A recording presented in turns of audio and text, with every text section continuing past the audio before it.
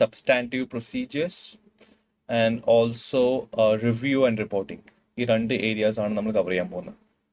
Okay, so നമ്മൾ ഇന്നലെ discuss ചെയ്തിട്ടുണ്ടായിരുന്നത്, കഴിഞ്ഞ സെഷനിൽ നമ്മൾ ഡിസ്കസ് ചെയ്തിട്ടുണ്ടായിരുന്നത് discussed about the internal controls ആണ് ഡിസ്കസ് ചെയ്തിട്ടുണ്ടായിരുന്നത് അല്ലേ?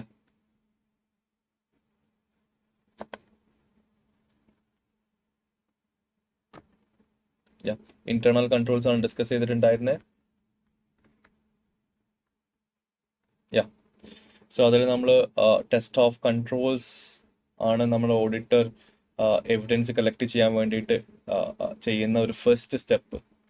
ദെൻ ടെസ്റ്റ് ഓഫ് കൺട്രോൾ ചെയ്ത് കഴിഞ്ഞാൽ നമുക്ക് മനസ്സിലാക്കാൻ പറ്റും, ഓഡിറ്റർക്ക് കൺക്ലൂഡ് ചെയ്യാൻ പറ്റും the level of substantive procedures, എത്രത്തോളം സബ്സ്റ്റാൻറ്റീവ് പ്രൊസീജിയേഴ്സ് ചെയ്യണം, ഏതൊക്കെ ബാലൻസസിന്റെ മുകളിലാണ് സബ്സ്റ്റാൻറ്റീവ് പ്രൊസീജിയേഴ്സ് കൂടുതൽ ഫോക്കസ് ചെയ്യേണ്ടത് എന്നുള്ളൊരു കൺക്ലൂഷൻ കിട്ടും. ഓക്കെ, സോ സബ്സ്റ്റാൻറ്റീവ് പ്രൊസീജിയേഴ്സ് നമുക്കറിയാം രണ്ട് ടൈപ്പ് ഓഫ് സബ്സ്റ്റാൻറ്റീവ് പ്രൊസീജിയേഴ്സ് ഉണ്ട്. സബ്സ്റ്റാൻറ്റീവ് പ്രൊസീജിയേഴ്സ് നമുക്ക് രണ്ട് രീതിയിൽ ചെയ്യാൻ പറ്റും. One is test of details, second one is analytical procedures. Okay, so test of details എന്ന് വെച്ചാൽ നമ്മൾ ഓരോ ട്രാൻസാക്ഷൻസ് എടുത്തിട്ട് അല്ലെങ്കിൽ ഓരോ ബാലൻസസ് എടുത്തിട്ട് ഓഡിറ്റർ ട്രാൻസാക്ഷൻ ടെസ്റ്റ് ചെയ്യുക. അനാലിറ്റിക്കൽ പ്രൊസീജിയേഴ്സ് നമുക്ക് ഓൾറെഡി അറിയാം, നമ്മൾ രണ്ട് ഇൻഫോർമേഷൻ തമ്മിൽ കമ്പയർ ചെയ്തിട്ട് എന്തെങ്കിലും വേരിയേഷൻസ് ഉണ്ടെങ്കിൽ we will get A hint that എന്തോ മിസ്റ്റേറ്റ്മെന്റ് നടക്കാൻ സാധ്യതയുണ്ട് എന്നുള്ളൊരു ഹിന്റ് നമുക്ക് കിട്ടും. എന്നിട്ട് നമ്മൾ ഇൻവെസ്റ്റിഗേറ്റ് ചെയ്യും. സോ ബേസിക്കലി ആ ഒരു വേരിയേഷൻസ് കണ്ടുപിടിക്കാൻ വേണ്ടി മാത്രമാണ് നമ്മൾ അനാലിറ്റിക്കൽ പ്രൊസീജിയേഴ്സ് എടുക്കുന്നത്. Then we will investigate. May be misstatement കൊണ്ടായിരിക്കാം ഡിഫറൻസ് വന്നിട്ടുണ്ടാവുക, or may be some values അല്ലെങ്കിൽ അൺപ്രഡിക്റ്റഡ് വാല്യൂസ് എന്തെങ്കിലും മാറിയിട്ടുണ്ടാവും, മാർക്കറ്റ് വാല്യൂസ് അല്ലെങ്കിൽ എന്തെങ്കിലും വാല്യൂസ് അല്ലെങ്കിൽ ഫ്ലക്ച്വേഷൻ വന്നിട്ടുണ്ടാവാം, അതുകൊണ്ടാവാം വേരിയേഷൻസ് വന്നിട്ടുള്ളത്. സോ നമ്മൾ ഇൻവെസ്റ്റിഗേറ്റ് ചെയ്യും, എന്തുകൊണ്ടാണ് ഇത്, മിസ്റ്റേറ്റ്മെന്റ് കൊണ്ടാണോ അതോ നാച്ചുറലി സംഭവിച്ചതാണോ എന്ന് നമ്മൾ എന്ത് ചെയ്യും, ഇൻവെസ്റ്റിഗേറ്റ് ചെയ്യും. This is analytical procedures. Okay, Devika നമ്മൾ ഇന്നലെ ഈ ഒരു ക്വസ്റ്റ്യൻ റെസ്പോണ്ട് ചെയ്തിട്ടുണ്ടായിരുന്നു. ഇത് മൂന്നും ഒരുമിച്ച് ചോദിക്കുന്ന ക്വസ്റ്റ്യൻസ് ഒക്കെ ഉണ്ട്. ഇതൊരു പ്രാവശ്യം ചോദിച്ചിട്ടുണ്ട് ഒരുമിച്ച്. Deficiency recommendations, test of controls ഒരുമിച്ച് ചോദിച്ചിട്ടുണ്ട്. ഓക്കെ,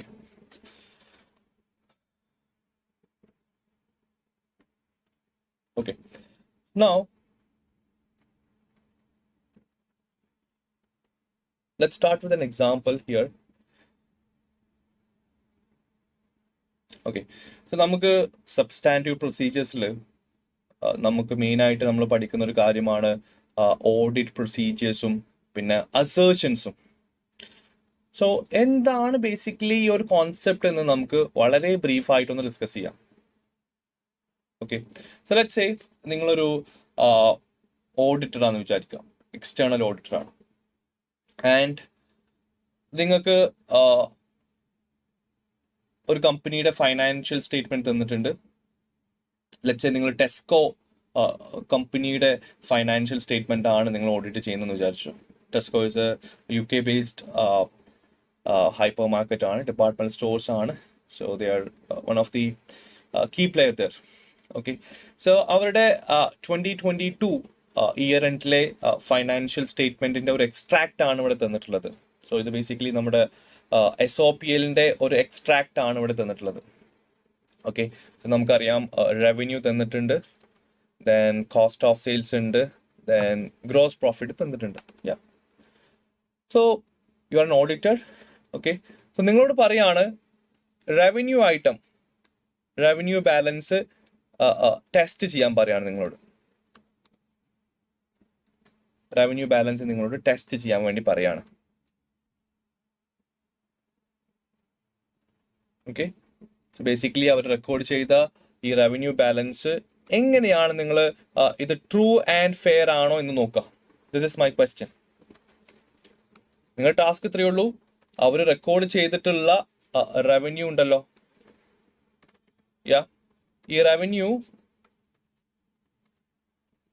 റെക്കോർഡ് ചെയ്തിട്ടുള്ള റവന്യൂ ട്രൂ ആണോ ഫെയർ ആണോ എന്ന് നിങ്ങൾ നോക്കണം. True and fair. ആണോ എന്ന് നിങ്ങൾ നോക്കണം. സോ എങ്ങനെയാണ് നിങ്ങളിത് നോക്കുക? എങ്ങനെയാണ് ഈ ബാലൻസ്, ഈ റവന്യൂ ഐറ്റം അവർ പറഞ്ഞിരിക്കുന്ന 61,344 എന്ന ബാലൻസ് ട്രൂ ആൻഡ് ഫെയർ ആണോ എന്ന് നിങ്ങൾ എങ്ങനെ നോക്കും?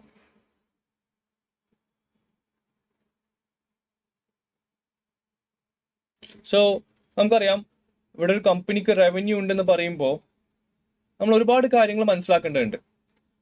ഫോർ എക്സാമ്പിൾ, ഫസ്റ്റ് ഒരു കാര്യമാണ് ഫസ്റ്റ് ഒരു കാര്യമാണ് ഒക്കറൻസ് എന്ന് വെച്ചാൽ ഈ റവന്യൂ ഓഫ് 61,344 ഇത് ആക്ച്വലി കമ്പനിക്ക് നടന്നിട്ടുള്ള എന്ന് വെച്ചാൽ ഈ വർഷം ഈ 2022 നടന്നിട്ടുള്ള അല്ലെങ്കിൽ ഒക്കർ ചെയ്തിട്ടുള്ള റവന്യൂ ആണ് എന്നൊരു കാര്യം നമ്മൾ മനസ്സിലാക്കും അല്ലേ.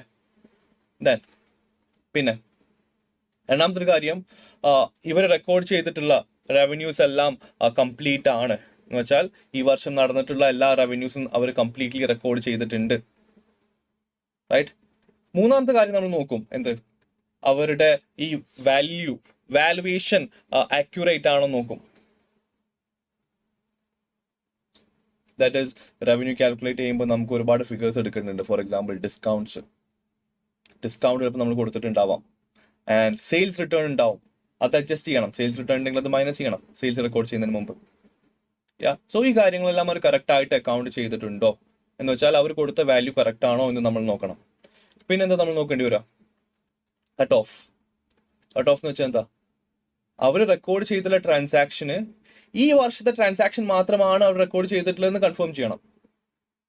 ദാറ്റ് ഈസ് ചില കമ്പനീസ് എന്ത് ചെയ്യുന്ന വെച്ചാൽ അവരുടെ റവന്യൂ ഓവർ സ്റ്റേറ്റ് ചെയ്യാൻ വേണ്ടിയിട്ട് അവരെന്ത് ചെയ്യുമെന്ന് വെച്ചാൽ നെക്സ്റ്റ് ഇയറിലെ റവന്യൂസ് ഒക്കെ എന്ന് വെച്ചാൽ നമുക്ക് IFRS 15 പറയുന്നുണ്ട് പെർഫോമൻസ് ഒബ്ലിഗേഷൻ സാറ്റിസ്ഫൈ ചെയ്താലേ റവന്യൂ റെക്കഗ്നൈസ് ചെയ്യാൻ പറ്റൂ എന്ന് പറയുന്നുണ്ട്, റൈറ്റ്. സോ മേ ബി അവർ പെർഫോമൻസ് ഒബ്ലിഗേഷൻ സാറ്റിസ്ഫൈ ചെയ്യാത്ത ചില റവന്യൂസ് അവർ കറന്റ് ഇയറിൽ റെക്കോർഡ് ചെയ്യും. സോ ദാറ്റ് മീൻസ് നെക്സ്റ്റ് ഇയറിൽ അവർ ആക്ച്വലി റെക്കോർഡ് ചെയ്യേണ്ട റവന്യൂ ഈ വർഷം അവർ റെക്കോർഡ് ചെയ്തിട്ടുണ്ടാവാം, തിരിച്ചും വരാം. സോ കട്ട് ഓഫിൽ നമ്മൾ നോക്കുന്നത് കമ്പനി ട്രാൻസാക്ഷൻസ് എല്ലാം കറക്റ്റ് അക്കൗണ്ടിങ് പീരീഡിലാണോ റെക്കോർഡ് ചെയ്തിട്ടുള്ളത് എന്നാണ് നമ്മൾ നോക്കുന്നത്. സോ ഓഡിറ്റർ നോക്കേണ്ടത് കട്ട് ഓഫ് നോക്കേണ്ടി വരും. ദെൻ അടുത്തതാണ് classification. What is classification? For example അവരുടെ റവന്യൂ ക്ലാസിഫിക്കേഷൻ, ദാറ്റ് ഈസ് നമ്മൾ റവന്യൂ ആയിട്ട് കൺസിഡർ ചെയ്യുന്ന കാര്യങ്ങൾ എന്ന് വെച്ചാൽ നമ്മുടെ ബിസിനസ്സിൽ നിന്ന് നമ്മുടെ ഗുഡ്സ് ആൻഡ് സർവീസസ് സെയിൽ ചെയ്ത് കിട്ടിയിട്ടുള്ള ഇൻകം ആണ് നമ്മൾ റവന്യൂ ആയിട്ട് കൺസിഡർ ചെയ്യേണ്ടത്, റവന്യൂ റെക്കോർഡ് ചെയ്യേണ്ടത്. കമ്പനിക്ക് they will be having other incomes as well. Other income എന്ന് വെച്ചാൽ they have some investments. So investments എന്ന് കിട്ടുന്ന ഇൻകംസ്, അല്ലെങ്കിൽ കമ്മീഷൻ ആയിക്കോട്ടെ, അല്ലെങ്കിൽ റെന്റൽ ഇൻകം ആയിക്കോട്ടെ. സോ ഇത് റവന്യൂലല്ല കൺസിഡർ ചെയ്യുക, ഇത് നമ്മൾ അതർ ഇൻകം എന്നൊരു ഐറ്റത്തിലാണ് റെക്കോർഡ് ചെയ്യുക അല്ലെ. അതർ ഇൻകം എന്ന് പറഞ്ഞാൽ അതർ ഇൻകം ആയിട്ടാണ് നമ്മൾ കൺസിഡർ ചെയ്യുക അല്ലെ. So this is basically classification.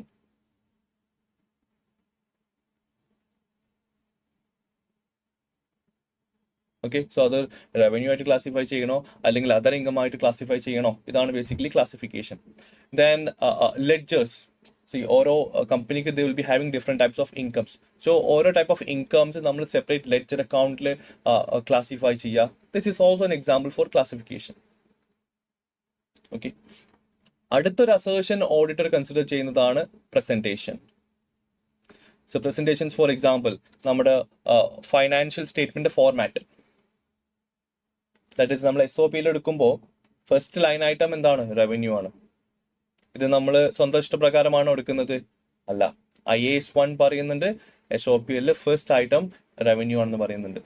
എന്നിട്ട് നമ്മൾ കോസ്റ്റ് ഓഫ് സെയിൽസ് എടുക്കണം, എന്നിട്ടാണ് നമ്മൾ അതർ എക്സ്പെൻസ്, അതർ ഇൻകംസ് എടുക്കുക. So there is A structure അല്ലേ. ആ സ്ട്രക്ചറിനെ നമ്മൾ വിളിക്കുന്ന പേരാണത് പ്രസന്റേഷൻ.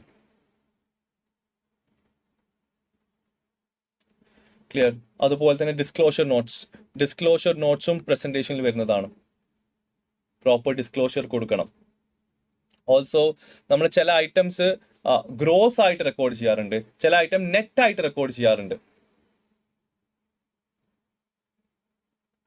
ഫോർ എക്സാമ്പിൾ നമുക്കറിയാം റവന്യൂ എന്ന് പറഞ്ഞ ഐറ്റം സെപ്പറേറ്റ് ആയിട്ടാണ് SOPയിൽ കാണിക്കാറ്, റൈറ്റ്. അതേ സമയത്ത് Purchase എന്ന് പറഞ്ഞ എക്സ്പെൻസ് SOP-ൽ സെപ്പറേറ്റ് കാണിക്കാറുണ്ടോ? ഉണ്ടോ? ഇല്ല. എന്താ ചെയ്യാറ്? നമ്മൾ കോസ്റ്റ് ഓഫ് സെയിൽസിൽ നെറ്റ് ഓഫ് ചെയ്യാണ് ചെയ്യാറ്. എന്ത്? Purchase expense. അതേപോലെ ഫൈനാൻസ് കോസ്റ്റ് നമ്മൾ സെപ്പറേറ്റ് കാണിക്കാറുണ്ട്. ഡെപ്രീസിയേഷൻ നമ്മൾ സെപ്പറേറ്റ് കാണിക്കാറില്ല. അത് കോസ്റ്റ് ഓഫ് സെയിൽസിലോ അല്ലെങ്കിൽ അഡ്മിൻ എക്സ്പെൻസിലോ ആണ് എടുക്കാറ്. So this is basically presentation. അത് ഇൻഡിവിജ്വൽ ആയിട്ട് FS കാണിക്കണോ, അതോ വേറെ ഏതെങ്കിലും ഫിഗേഴ്സിന്റെ കൂടെ കമ്പൈൻ ചെയ്ത് കാണിക്കണോ? This is basically presentation. Clear ആണോ? സോ ബേസിക്കലി നമുക്കൊരു ക്വസ്റ്റ്യൻ കിട്ടിക്കഴിഞ്ഞാൽ, അല്ലെങ്കിൽ നമ്മളൊരു ഓഡിറ്റർ ആണെങ്കിൽ, നമ്മൾ ഈ കാണുന്ന കാര്യങ്ങളാണ് കൺഫേം ചെയ്യേണ്ടത്. ഇതിനെയാണ് നമ്മൾ അസേർഷൻസ് എന്ന് പറയുന്നത് കേട്ടോ. ഇതിനെയാണ് നമ്മൾ എന്ത് പറയാ? ഓഡിറ്റ് അസേർഷൻസ് എന്ന് പറയാം. സോ എന്താണോ നമ്മൾ കൺഫേം ചെയ്യാൻ പോകുന്നത്, that is what assertion. Okay. So these are the assertions applicable for transactions and events. Transactions and events, it's nothing but നമ്മുടെ SOPL items കേട്ടോ. Okay. Then moving on.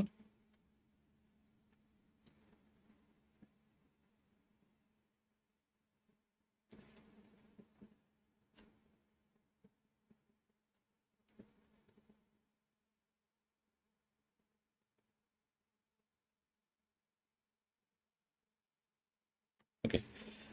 Now let's discuss about the assertions applicable to account balances. So account balances എന്ന് വെച്ചാൽ നമ്മുടെ SOFP items കേട്ടോ. Okay. Then so ഇത് Tesco PLCയുടെ ഒരു balance ഷീറ്റിന്റെ extract ആണ്. So let's see, നമുക്ക് അവരുടെ അസെറ്റ് നോക്കാം. Property, plant and equipment.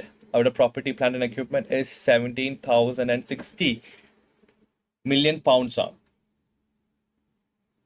So 17,000 million pounds ആണ് അവരുടെ PPE ബാലൻസ്. സോ ഈ ഒരു ബാലൻസ് നിങ്ങളുടെ കയ്യിൽ തരാണ്. നിങ്ങൾ ഓഡിറ്റർ ആണ്, ഈ ബാലൻസ് ഞാൻ നിങ്ങളുടെ കയ്യിൽ തരാണ്.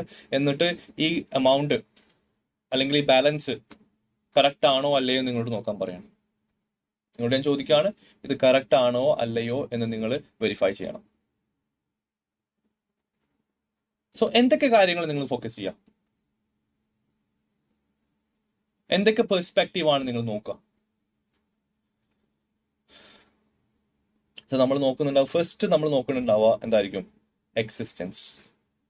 ഇത് ആ കമ്പനിയുടെ അസെറ്റ് തന്നെയാണോ എന്ന് നിങ്ങൾ നോക്കും അല്ലെ? This is what existence. ആ അസെറ്റ് അവിടെ എക്സിസ്റ്റ് ചെയ്യുന്നുണ്ടോ, അവിടെ കമ്പനിക്കകത്തുണ്ടോ? ഓക്കെ, ആ അസെറ്റ് അവിടെ കമ്പനിയിൽ എക്സിസ്റ്റ് ചെയ്യുന്നുണ്ടോ? ഓക്കെ, സോ അസെറ്റ് നമ്മൾ ഓൾറെഡി എന്താ പറയാ, ആ ട്രാൻസാക്ഷൻ ഓൾറെഡി കംപ്ലീറ്റ് ആയിട്ടുണ്ടോ, ആ അസെറ്റ് അവിടെ എക്സിസ്റ്റ് ചെയ്യുന്നുണ്ടോ എന്ന് നമ്മൾ നോക്കുന്നുണ്ട്. ചിലപ്പോൾ നമ്മൾ ഒരു അസെറ്റ് ഡിസ്പോസ് ചെയ്തിട്ടുണ്ടാവും, ആ അസെറ്റ് നമ്മളെ കമ്പനിയിൽ ഉണ്ടാവോ, എക്സിസ്റ്റ് ചെയ്യുന്നുണ്ടാവോ? ഉണ്ടാവില്ല. നമ്മൾ നോക്കുന്നത് ആ അസെറ്റ് എക്സിസ്റ്റ് ചെയ്യുന്നുണ്ടോ, അവർ പറയുന്ന ലൊക്കേഷനിൽ അത് എക്സിസ്റ്റ് ചെയ്യുന്നുണ്ടോ എന്ന് നമ്മൾ നോക്കും. ഇതാണ് എക്സിസ്റ്റൻസ് അസേർഷൻസ്. മനസ്സിലാക്കുക, ദ സെയിം അസേർഷൻ നമ്മുടെ SOPL ഒക്കറൻസ് എന്നാ പറയാ കേട്ടോ. നമ്മൾ SOPL ഒക്കറൻസ് പറഞ്ഞില്ലേ, SOPL ഒക്കറൻസ് ആണ്, ഇവിടെ അത് വരുമ്പോൾ എക്സിസ്റ്റൻസ് ആണ്, സെയിം മീനിങ് ആണ് കേട്ടോ, മനസ്സിലാക്കുക. ഓക്കെ, ദെൻ എക്സിസ്റ്റൻസ് നോക്കണം. ഇനി അടുത്ത് നോക്കേണ്ടതാണ് റൈറ്റ്സ് ആൻഡ് ഒബ്ലിഗേഷൻ. എന്ന് വെച്ചാൽ ഇവർ കാണിച്ചിട്ടുള്ള അസെറ്റിന്റെ ഓണർഷിപ്പ് നമ്മുടെ കയ്യിലുണ്ടോ നോക്കണം. എന്ന് വെച്ചാൽ കമ്പനിയുടെ റൈറ്റ്സ് എന്ന് വെച്ചാൽ ഓണർഷിപ്പ് കേട്ടോ. Rights means ownership. സോ അവർ റെക്കോർഡ് ചെയ്തിട്ടുള്ള അസെറ്റിന്റെ ഓണർഷിപ്പ് കമ്പനിയാണോ, ഓണർഷിപ്പ് ഉള്ളത് കമ്പനിക്കാണോ നോക്കണം. Then obligation. ഒബ്ലിഗേഷൻ എന്ന് വെച്ചാൽ നമുക്ക് എന്തെങ്കിലും ലയബിലിറ്റി സെറ്റിൽ ചെയ്യേണ്ട ബാധ്യത ഉണ്ടോ. This is what obligation says. Obligation നോക്കുന്ന എന്താ, കമ്പനിക്ക് എന്തെങ്കിലും ലയബിലിറ്റീസ് സെറ്റിൽ ചെയ്യേണ്ട ഒബ്ലിഗേഷൻ ഉണ്ടോ എന്ന് നോക്കും. സോ റൈറ്റ്സ് എന്ന് പറയുന്നത് ഓണർഷിപ്പാണ് ടെസ്റ്റ് ചെയ്യുന്നത്. This is for assets. Obligation എന്താണ്, ലയബിലിറ്റി ഉണ്ടോന്നാണ് നോക്കുന്നത്. This is for liabilities. Okay, then അടുത്തത് കംപ്ലീറ്റ്നെസ്.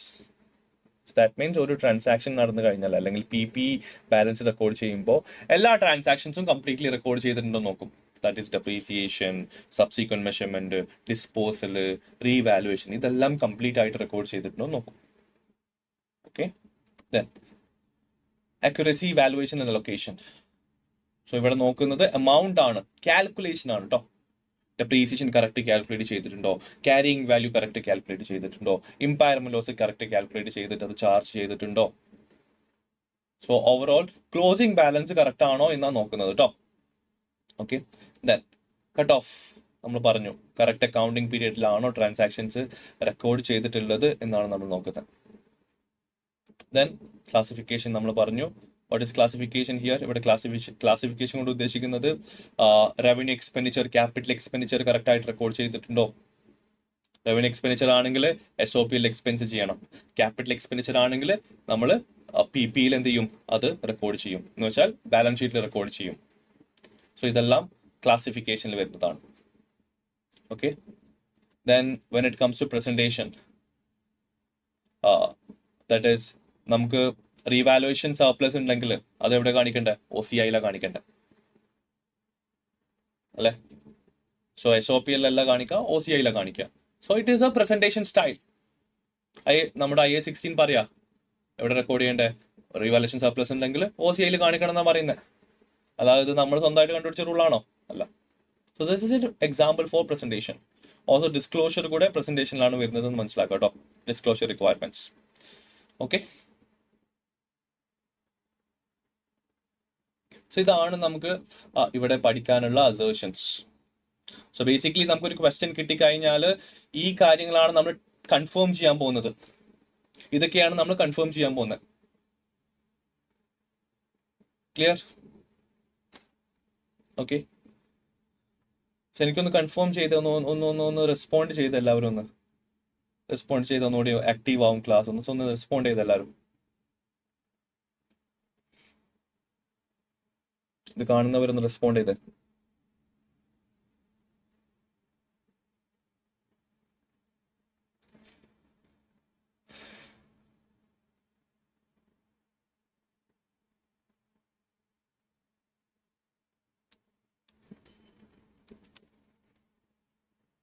ഓക്കെ, ഇനി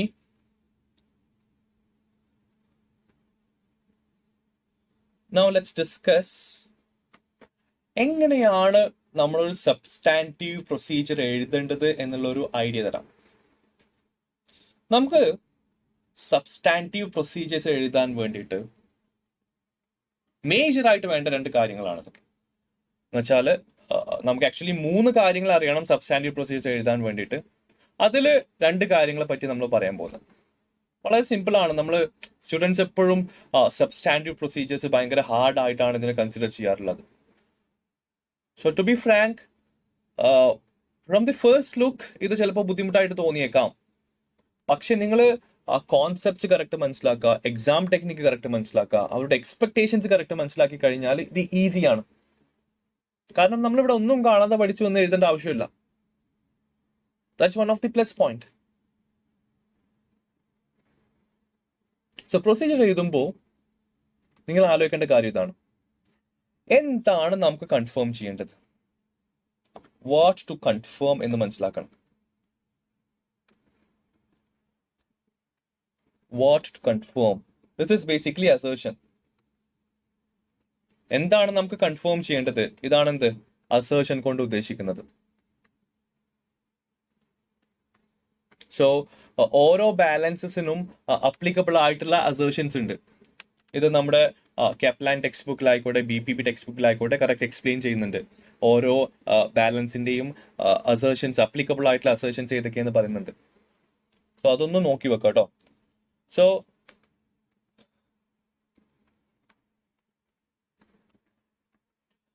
പ്ലീസ് കൺഫേം.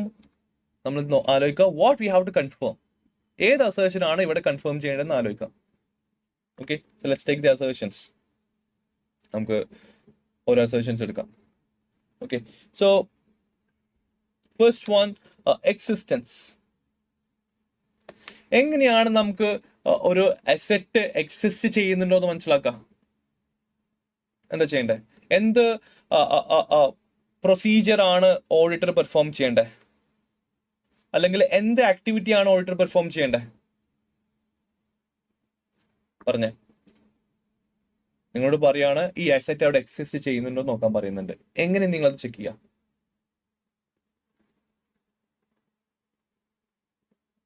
എന്ത് ചെയ്താൽ മതി? യെസ്, നമുക്ക് എന്ത് ചെയ്യാം? ആ അസറ്റ് ഫിസിക്കലി വെരിഫൈ ചെയ്ത് നോക്കാം.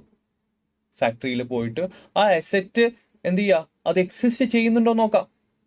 അവർ കാണിച്ചിട്ടുള്ള അസറ്റ് അവിടെ എക്സിസ്റ്റ് ചെയ്യുന്നുണ്ടോ നോക്കാം.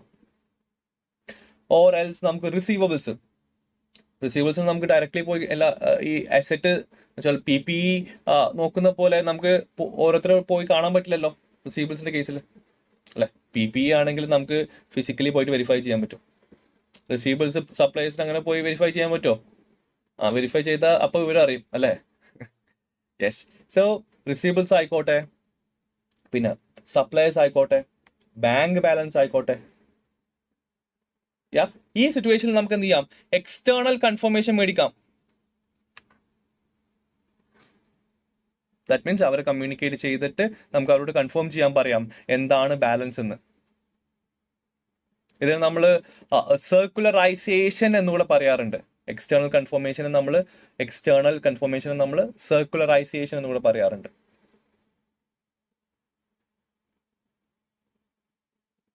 റൈറ്റ്? അതേ സമയത്ത് റൈറ്റ്സ് ആൻഡ് ഒബ്ലിഗേഷൻ എങ്ങനെ നമ്മൾ കൺഫേം ചെയ്യാം? എന്ത് ചെയ്താൽ മതി? ഡോക്യുമെന്റ് ഇൻസ്പെക്ട് ചെയ്യാം. ഇൻവോയ്സ് ആയിക്കോട്ടെ, പർച്ചേസ് ഡീഡ് ആയിക്കോട്ടെ, അല്ലെങ്കിൽ ലോൺ എഗ്രിമെന്റ് ആയിക്കോട്ടെ. സോ എഗ്രിമെന്റ് അല്ലെങ്കിൽ ഡോക്യുമെന്റ് എന്ത് ചെയ്താൽ മതി? ഇൻസ്പെക്ട് ചെയ്താൽ മനസ്സിലാക്കാൻ പറ്റും ഇത് ആരുടെ പേരിലാണ് ഈ അസറ്റോ ലയബിലിറ്റി ഉള്ളതെന്ന് നമുക്ക് എന്ത് ചെയ്യാൻ പറ്റും? മനസ്സിലാക്കാൻ പറ്റും. അതേപോലെ കംപ്ലീറ്റ്നെസ് എങ്ങനെ നോക്കാൻ പറ്റും നമുക്ക്? ഒരു ട്രാൻസാക്ഷൻ കംപ്ലീറ്റ്ലി റെക്കോർഡ് ചെയ്തിട്ടുണ്ടെന്ന് എങ്ങനെ മനസ്സിലാക്കാൻ പറ്റുക? എന്ത് ചെയ്താൽ മതി? നമുക്ക് ഡോക്യുമെന്റ് ഇൻസ്പെക്ട് ചെയ്യാം, FS റിവ്യൂ ചെയ്യാം, എന്നിട്ട് എഗ്രി ചെയ്യാം ഇത് അവർ കറക്റ്റ് റെക്കോർഡ് ചെയ്തിട്ടുണ്ടോ നോക്കാം. സോ ഡോക്യുമെന്റ്സ് എടുക്കുക, എന്നിട്ട് എന്ത് ചെയ്യുക? FSമായിട്ട് എഗ്രി ചെയ്യുക. അപ്പോൾ അവർ കറക്റ്റ് റെക്കോർഡ് ചെയ്തിട്ടുണ്ടോ എന്ന് കംപ്ലീറ്റ്ലി റെക്കോർഡ് ചെയ്തിട്ടുണ്ടോ എന്ന് മനസ്സിലാക്കാൻ പറ്റും. ഒരു ട്രാൻസാക്ഷൻ എടുക്കുക, ആ ട്രാൻസാക്ഷൻസ് എന്താ ജേർണൽ, ലെഡ്ജർ, FSലേക്ക് അവർ റെക്കോർഡ് ചെയ്തിട്ടുണ്ടോ നോക്കുക. Then if they have recorded, then the transaction is completely recorded. Right? Also, analytical procedure നമുക്ക് പെർഫോം ചെയ്യാൻ പറ്റും. ബിക്കോസ് അനാലിറ്റിക്കൽ പ്രൊസീജിയർ ചെയ്താൽ നമുക്ക് മനസ്സിലാക്കാൻ പറ്റും എന്തെങ്കിലും വേരിയേഷൻസ് ഉണ്ടോ. സോ വേരിയേഷൻസ് ഉണ്ടെങ്കിൽ then we can think about അവർ ചില ട്രാൻസാക്ഷൻസ് ഇൻകംപ്ലീറ്റ് ആണ് എന്ന് നമുക്ക് മനസ്സിലാക്കാൻ പറ്റും. ഓക്കെ, then എങ്ങനെയാണ് ട്രാൻസാക്ഷൻസിന്റെ വാലുവേഷൻ മനസ്സിലാക്കുക? So for the valuation, we can recalculate. We can perform recalculate the figures. For example, depreciation. So depreciation correct ആണോ നോക്കാൻ വേണ്ടിയിട്ട് എന്ത് ചെയ്താൽ മതി? ഓഡിറ്റർ ആ ഫിഗർ റീകാൽക്കുലേറ്റ് ചെയ്യാം, എന്നിട്ട് ക്ലയന്റിന്റെ കാൽക്കുലേഷനുമായിട്ട് അഗ്രി ചെയ്യാം. ഓക്കെ. ഓൾസോ അനാലിറ്റിക്കൽ പ്രൊസീജിയർ നമുക്ക് പെർഫോം ചെയ്യാൻ പറ്റും. ബിക്കോസ് വാലുവേഷനിൽ വല്ല വ്യത്യാസങ്ങളുണ്ടോ എന്ന് നോക്കാം. Then we can investigate. All right.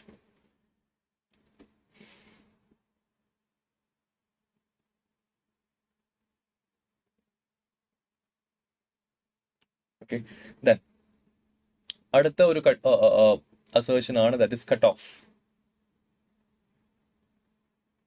Saw cut off എങ്ങനെ നമുക്ക് കൺഫേം ചെയ്യാൻ പറ്റാം? എന്ത് ചെയ്യാം?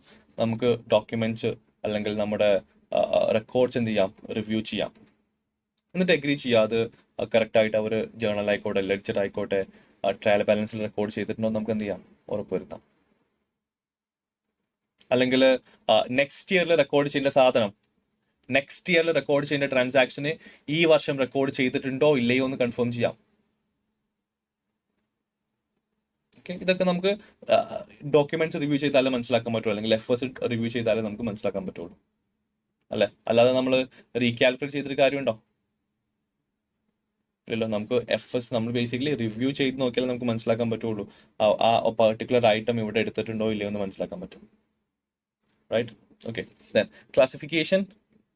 യെസ്, നമുക്ക് ക്ലാസിഫിക്കേഷൻ കറക്റ്റ് ആണോ നോക്കാൻ വേണ്ടിയിട്ട് നമ്മൾ റീകാൽക്കുലേറ്റ് ചെയ്തിട്ട് കാര്യമുണ്ടോ?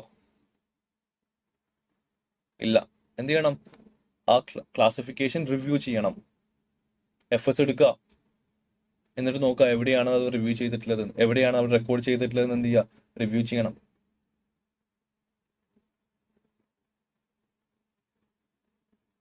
ഓക്കെ, ദെൻ അനാലിറ്റിക്കൽ പ്രൊസീജിയർ നമുക്ക് പെർഫോം ചെയ്യാൻ പറ്റും ക്ലാസിഫിക്കേഷൻ കറക്റ്റ് ആണോ നോക്കാൻ വേണ്ടിയിട്ട്. Then finally presentation, basically disclosure ആയിക്കോട്ടെ, ഡിസ്ക്ലോഷർ നോട്ട്സ് ആയിക്കോട്ടെ. സോ ഇതൊക്കെ നമ്മൾ എഫേർട്സ് എടുത്തിട്ട് റിവ്യൂ ചെയ്യാം. അപ്പോൾ ഡിസ്ക്ലോഷർ അവർ ആഡിക്വേറ്റ് ആയിട്ട് ചെയ്തിട്ടുണ്ടോ എന്ന് മനസ്സിലാക്കാൻ പറ്റും. ഓൾസോ അനാലിറ്റിക്കൽ പ്രൊസീജിയർ നമുക്ക് എന്ത് ചെയ്യാൻ പറ്റും.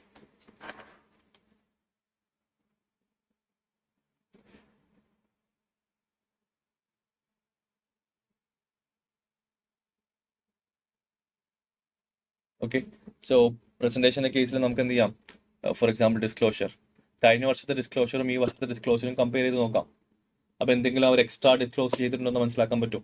അല്ലെങ്കിൽ കഴിഞ്ഞ വർഷത്തെ കമ്പയർ ചെയ്യുമ്പോൾ ഈ വർഷം എന്തെങ്കിലും ഡിസ്ക്ലോഷറിൽ കുറവുണ്ടോ എന്ന് മനസ്സിലാക്കാൻ പറ്റും.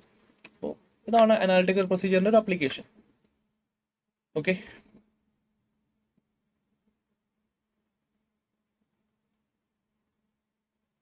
സോ ഇൻഫർമേഷൻസ് നിങ്ങളുടെ മൈൻഡിൽ വേണം. ഫസ്റ്റ് മനസ്സിലാക്കി വെച്ചോ, നിങ്ങൾക്ക് ഒരു എക്സാം ക്വസ്റ്റ്യൻ ചെയ്യണമെങ്കിൽ 2 കാര്യങ്ങൾ നിങ്ങൾ എഴുതി വെച്ചോ. മനസ്സിൽ ചിലപ്പോൾ നിന്നും വരില്ല. എഴുതി വെച്ചോ. എന്തൊക്കെ എഴുതി വെക്കണ്ടേ? അസേർഷൻസും ഓഡിറ്റ് പ്രൊസീജിയേഴ്സും.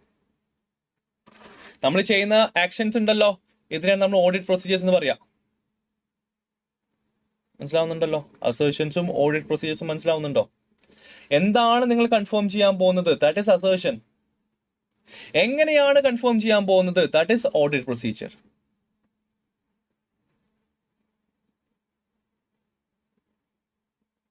ഇത് നിങ്ങളുടെ മുമ്പിൽ വേണം. ഇപ്പൊ നിങ്ങൾക്ക് തീരെ പ്രൊസീജിയർ എഴുതാൻ പറ്റാത്ത ഒരാളാണെങ്കിൽ ഒരു പേപ്പർ എടുക്കുക, ആ പേപ്പറിൽ എഴുതി വെക്കുക, അസേർഷൻസ് എഴുതി വെക്കുക, ഓഡിറ്റ് പ്രൊസീജിയേഴ്സ് എഴുതി വെക്കുക.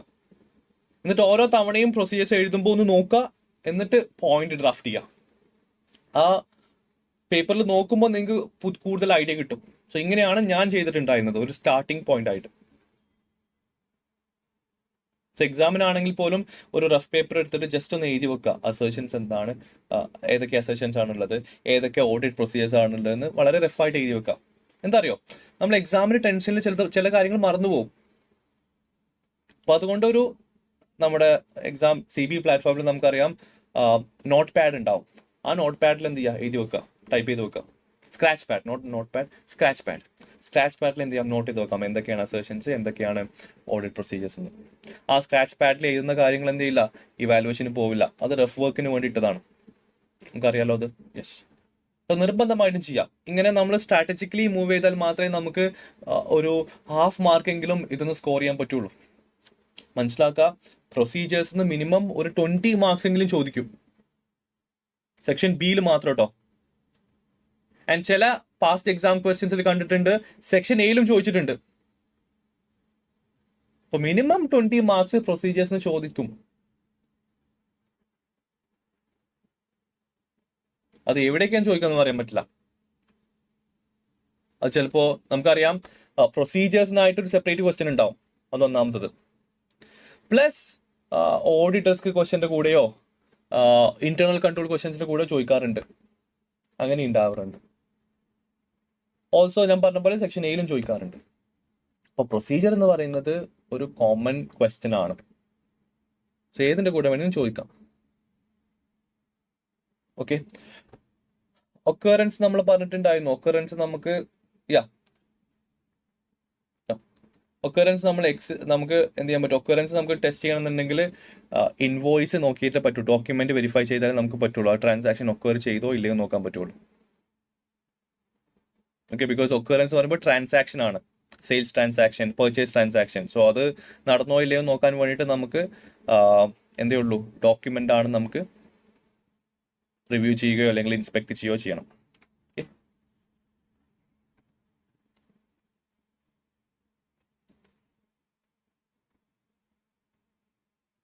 ഓക്കെ, സോ ഞാൻ ഈ പറഞ്ഞ റൂള് മനസ്സിലാക്കി വെച്ചോ. ഒരു പേപ്പർ എടുക്കുക, അസേർഷൻസ് എഴുതി വെക്കുക, ഓഡിറ്റ് പ്രൊസീജിയേഴ്സ് എഴുതി വെക്കുക കേട്ടോ. സോ ഐ ഹോപ്പ് നിങ്ങൾക്ക് ഇപ്പോൾ കറക്റ്റ് ഓഡിറ്റ് പ്രൊസീജിയേഴ്സും അസേർഷൻസും കറക്റ്റ് മനസ്സിലായി എന്ന് വിചാരിക്കുന്നു. Okay, Okay, this is the complete audit procedures. Audit പ്രൊസീജിയേഴ്സിൻ്റെ ഒരു കംപ്ലീറ്റ് ലിസ്റ്റ് ആണ് ഇതെല്ലാം. ഇത് നമ്മൾ ഓവറോൾ കവർ ചെയ്തിട്ടുണ്ട് ഇപ്പോൾ. ഓക്കെ, ഓൾസോ ഇൻവെന്ററി കൗണ്ട് ഒക്കെ ആണെങ്കിൽ നമുക്ക് എന്ത് ചെയ്യാം, അത് ഒബ്സർവ് ചെയ്യാം. ഇപ്പോൾ കമ്പനി എന്തെങ്കിലും ആക്ടിവിറ്റീസ് പെർഫോം ചെയ്യുന്നുണ്ടെങ്കിൽ അത് ഓഡിറ്റർക്ക് എന്ത് ചെയ്യാം, ഒബ്സർവ് ചെയ്യാം. Okay, and also we can enquire with the knowledgeable parties. നിങ്ങൾക്ക് വേറൊരു എവിഡൻസും കളക്ട് ചെയ്യാൻ കഴിയുന്നില്ല എന്നുണ്ടെങ്കിൽ നിങ്ങൾക്ക് എന്ത് ചെയ്യാം, നോളജബിൾ പാർട്ടിയുമായിട്ട് എന്ത് ചെയ്യാം, കാര്യങ്ങൾ എൻക്വയറി ചെയ്യാം. മേ ബി മാനേജ്മെന്റ് ആയിരിക്കാം, ലോയേഴ്സ് ആയിരിക്കാം, പിന്നെ എക്സ്പേർട്ട് ആയിരിക്കാം, വാലുവേഷൻ എക്സ്പേർട്സ് ഉണ്ടാവും. സോ അവരുമായിട്ട് നിങ്ങൾക്ക് എന്ത് ചെയ്യാം, എൻക്വയറി ചെയ്യാം, കാര്യങ്ങൾ ഡിസ്കസ് ചെയ്യാം. ഓക്കെ,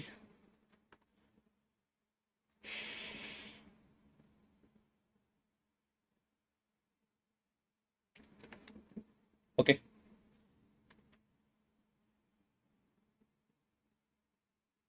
ഇനി